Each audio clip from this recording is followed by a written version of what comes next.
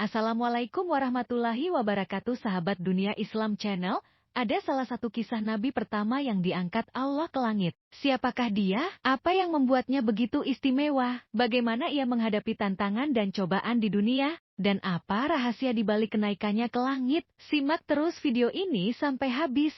Dan jangan lupa untuk like, komen, dan subscribe. Mari kita mulai kisah Nabi Idris. Nabi Idris adalah keturunan ke-6 dari Nabi Adam, putra dari Yarid bin Mihlail bin Kinan bin Anusi bin Syid bin Adam. Beliau dilahirkan di Mesir, di kota Manfis.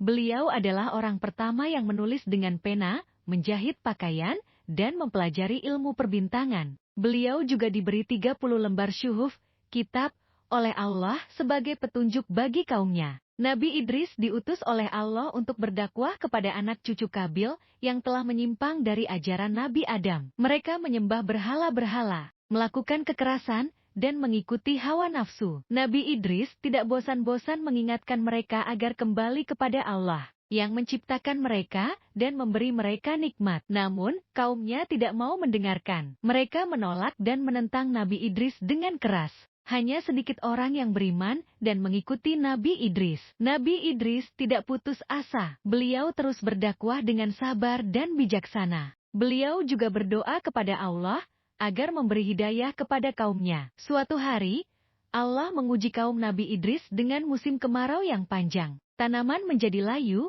binatang menjadi kurus, dan manusia menjadi haus. Mereka berharap agar hujan turun, tetapi tidak ada tanda-tanda hujan. Mereka lalu berdoa kepada berhala-berhala mereka, tetapi tidak ada gunanya. Nabi Idris merasa kasihan kepada mereka. Beliau lalu memohon kepada Allah agar mengakhiri musim kemarau tersebut. Allah mengabulkan doa Nabi Idris dan menurunkan hujan yang lebat. Kaum Nabi Idris bersyukur dan bergembira. Mereka mengira bahwa berhala-berhala mereka yang mengirimkan hujan. Mereka lalu kembali menyembah berhala-berhala mereka dan melupakan Allah. Nabi Idris merasa sedih dan marah. Beliau berkata kepada mereka, "Wahai kaumku, apakah kalian tidak sadar? Sesungguhnya berhala-berhala kalian tidak berdaya dan tidak berfaedah. Mereka tidak bisa mendatangkan hujan atau menghilangkan kemarau. Hanya Allah yang berkuasa atas segala sesuatu. Dialah yang memberi kalian hujan dan rahmat. Maka, bertaubatlah kepada Allah dan sembahlah Dia saja. Janganlah kalian mengikuti syaitan yang menyesatkan kalian dari jalan yang lurus." Kaum Nabi Idris tidak mau mendengarkan. Mereka berkata, "Wahai Idris, berhentilah kau mengganggu kami. Kami tidak akan meninggalkan berhala-berhala kami. Kami akan tetap mengikuti agama nenek moyang kami. Jika kau tidak suka, pergilah dari sini. Kami tidak butuh nasihatmu." Nabi Idris merasa kecewa dan kesal. Beliau lalu berpindah dari Mesir ke Babilonia bersama dengan pengikut-pengikutnya yang beriman. Di sana, beliau melanjutkan dakwahnya dan mengajarkan ilmu-ilmu yang bermanfaat kepada manusia. Beliau juga beribadah dengan khusyuk dan taat kepada Allah. Allah sangat menyayangi Nabi Idris dan mengangkat derajatnya di sisinya. Nabi Idris adalah seorang yang sangat mencintai kebenaran dan seorang nabi. Allah berfirman dalam Al-Quran, "Dan ceritakanlah Muhammad kisah Idris di dalam kitab Al-Quran. Sesungguhnya dia seorang yang sangat mencintai kebenaran dan seorang nabi.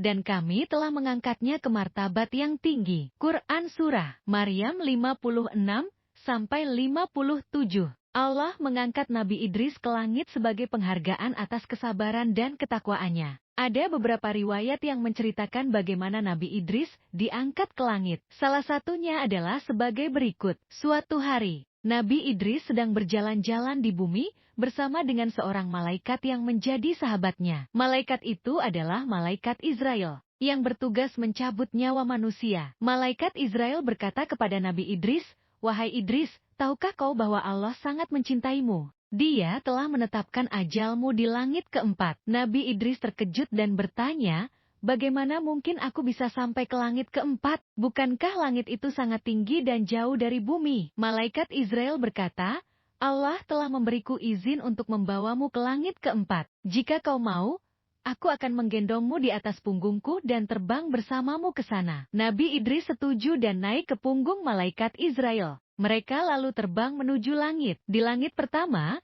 mereka bertemu dengan malaikat Israfil yang bertugas meniup sangkakala. Malaikat Israfil menyapa Nabi Idris dan berkata, "Selamat datang, wahai Nabi yang baik dan saudara yang baik pula." Di langit kedua, mereka bertemu dengan Malaikat Mikail yang bertugas mengatur rizki dan hujan. Malaikat Mikail menyapa Nabi Idris dan berkata, "Selamat datang, wahai Nabi yang baik dan saudara yang baik pula." Di langit ketiga, mereka bertemu dengan Malaikat Jibril yang bertugas menyampaikan wahyu dari Allah kepada para nabi. Malaikat Jibril menyapa Nabi Idris dan berkata, "Selamat datang, wahai Nabi yang baik dan saudara yang baik pula." Di langit keempat, mereka bertemu dengan Malaikat Ridwan yang bertugas menjaga pintu surga. Malaikat Ridwan menyapa Nabi Idris dan berkata, "Selamat datang, wahai Nabi yang baik dan saudara yang baik pula." Di langit keempat itulah Allah telah menetapkan ajal Nabi Idris. Malaikat Israel lalu mencabut nyawa Nabi Idris dengan lembut dan penuh kasih sayang. Nabi Idris wafat di langit keempat dan ditempatkan di surga oleh Allah. Demikianlah kisah Nabi Idris